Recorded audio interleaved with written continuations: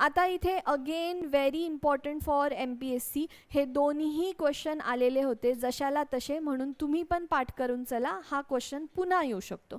आपल्या 2 कानांमध्ये 3-3 हाडं असतात. आपला जो हा एक कान आहे हा 3 हाडांनी बनलेला आहे. ऑब्व्हियसली दुसरा पण 3 हाडांनी बनलेला आहे. त्यापैकी कडी नावाचं जे हाड आहे तिला आपण स्टिरअप असं म्हणतो इंग्लिशमध्ये. हा फक्त कानातला नाही, पूर्ण शरीरातला सगळ्यात छोटं हाड आहे.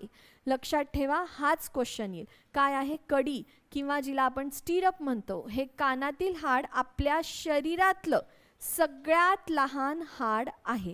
आणि ते किती लहान आहे? एका छोट्या तांदळा एवढंच आहे ते. त्यानंतर दुसरं महत्त्वाची गोष्ट, मानवी शरीरातील सर्वात लांब आणि सर्वात मजबूत, स्टार्टिंगला म्हटलं होतं ना मी असा क्वेश्चन आला होता, तो हाच होता. तर हे हाड कुठे असतं? मांड्यांमध्ये असतं, आणि याला आपण उर्विका असं म्हणतो. हे बघा, हे मांड्यांमधलं सगळ्यात लांब हाड आहे आपल्या पूर्ण शरीरातलं, फक्त मांड्यांमधलं नाही, पूर्ण शरीरातलं सगळ्यात लांब आणि सगळ्यात स्ट्रॉंगेस्ट जे हाड आहे त्याला आपण उर्विका असं म्हणतो, आणि त्याला इंग्लिशमध्ये फीमर असं म्हणतात. हे ऑप्शन आलं याच्या ऐवजी, तर तुम्ही लक्षात ठेवा.